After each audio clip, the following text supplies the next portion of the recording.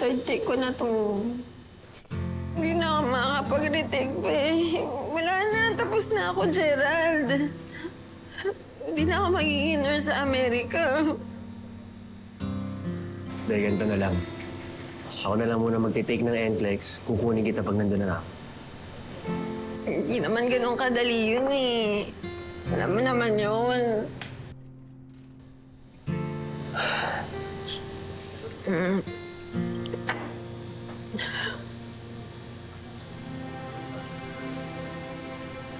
Gina, ikaw kailan ka pa babalik na Amerika? Kasya lang ako sa maleta mo, isisiksik ko na yung sarili ko para... TNT na lang ako doon.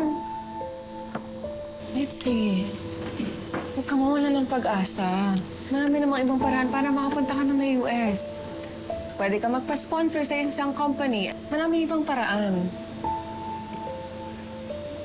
Yung pamangkin ko, nakapunta agad ng US kasi pinakasalan niya yung kaibigan niyang US citizen. Tapos ngayon, magde-divorce na sila kasi citizen na siya doon. So ano na ba ang plano mo? Bakit po inaalam? Patutulungan mo ba kami? No. I'm willing to help in any way. Sige. Kung gusto mong mapabilis yung proseso ng pagpunta namin sa Amerika, kasalan mo si Gerald. What?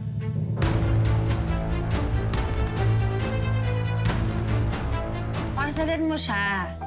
Kasi mas madali kung isa sa amin makakapangasawa ng isang US citizen.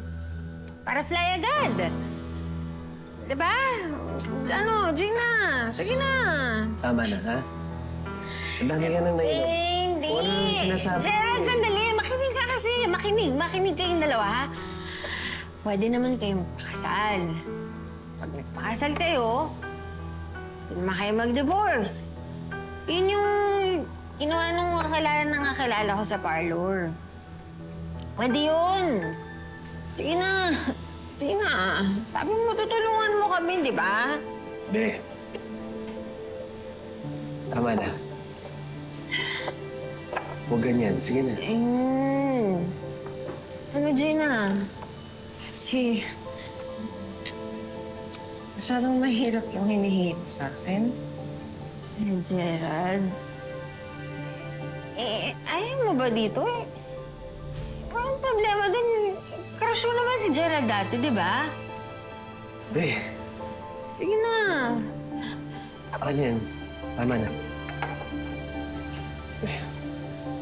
Oh. Ano nangyari sa'yo? Okay? Oh. Sige na. Gina, ako na bahala sa kanya. Kasing na to. Umuwi ka na, ha? Ano? Tubig. Anong gusto mo? Halika na. Halika na, be. Gina, ano? Isipan mo yan, ha? Halika na. Halika. Doon tayo. Nandahan. Buisit yung Gina na yun. Kasal-kasalan lang namang arte pa. Be, sigurado ka ba sinasabi mo kanina? Oo. Lasing lang ako pero malinaw yung isip ko. Makakatipid ka tsaka mas mapapabilis yung pagpunta mo sa US pag nagpakasal ka kay Gina. Ikumpara mo na lang kung mag-aasikaso ka pa ng papeles, magbabayad ka pa sa agency, tapos ititira mo pa doon. Be, tanggalin mo na sa isip mo yan. Walang magpapakasal sa atin sa ibang tao.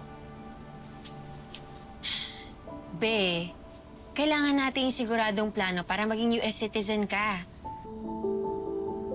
So yan yung siguradong plano na iniisip mo? Magpakasal ako kay Gina? Be naman. Tingin mo ba papayag ako? Lalong-lalo na si Gina, papayag ba yun?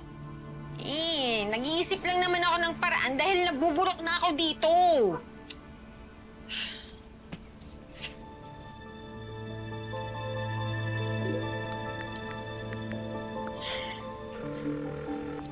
Hello, Chiki. Kailan nga ulit yung handaan kila Manang Sita? Yung binanggit mo kanina sa parlor?